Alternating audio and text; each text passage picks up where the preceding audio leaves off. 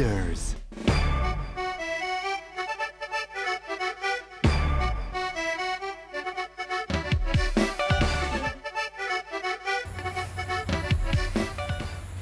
Siboulbeb Azitouni, vous êtes le consul honoraire de Tunisie en Guinée équatoriale. Exactement, donc c'est Zitouni Boulbeb. Je suis un homme d'affaires tunisien installé en Guinée équatoriale depuis 2004, donc ça fait 15 années.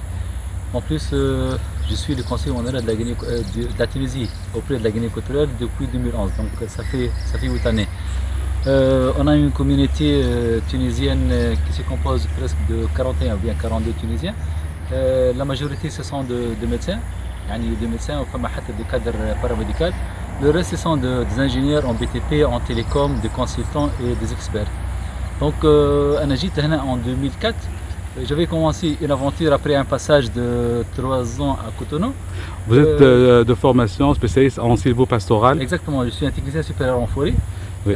Après un passage de 4 ans au Centre national de télédétection en Tunisie, j'avais entamé une expérience en Afrique noire. J'avais commencé par la République du Bénin, donc j'avais fait 3 ans là-bas entre 2002 et 2005. Avec votre beau-frère. Exactement. Oui. Et à partir de 2005, on avait déposé nos valises ici en Guinée équatoriale. Donc au début, c'était pas facile, sincèrement. C'est un pays là où le climat des affaires, c'est entre guillemets, c'est un peu difficile. Et après, ça commençait à aller doucement. Donc je gère une boîte de prestation de services et relations publiques. Ça, je l'avais fondé en 2007. Et en 2011, j'avais fondé avec un groupe tunisien la société Mosaïque Ingénierie, qui est dédiée dans la supervision et le contrôle des travaux. Et à partir de 2015, j'avais fondé Carthago Ingénierie et Maintenance, qui est aussi toujours dans le domaine de contrôle et de supervision de BTP. Et on a toujours des autres projets, Inch'Allah, donc dans l'avenir. La communauté tunisienne ici, elle est peut-être de taille, mais elle est très respectée, elle est appréciée. Exactement. On a une communauté sincèrement qui, on peut dire qu'on est très bien vu, soit par rapport au peuple équato-guinéen ou bien par les autorités. On a des gens qui sont bien placés au niveau.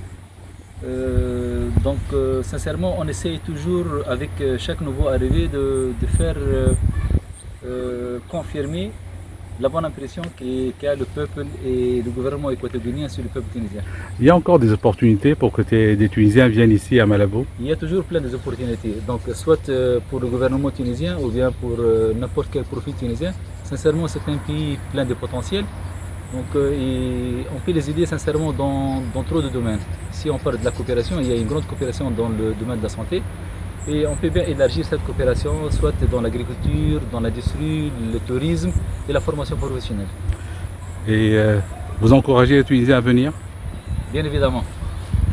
Et au niveau des échanges bilatéraux officiels, il y a eu la visite du chef d'État de Guinée équatoriale en Tunisie 2018. Oui, bon, il faut commencer par la tenue de la première convention mixte entre la Guinée équatoriale et la Tunisie, c'était le mois d'avril 2010.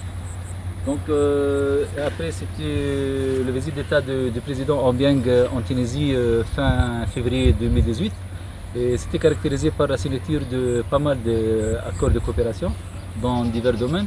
Le 29, le 30 avril passé, c'était la tenue de la deuxième commission mixte en Tunisie et sincèrement en perspective pas mal des autres domaines de coopération qu'on peut même avancer là-dessus.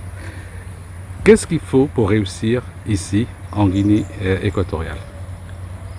Bon, sincèrement, c'est une très bonne question, donc il faut avoir le profil d'un sérieux. Il faut essayer toujours de travailler par rapport et selon les lois du pays, même si c'est un peu difficile, mais donc et il faut suivre les orientations des anciens.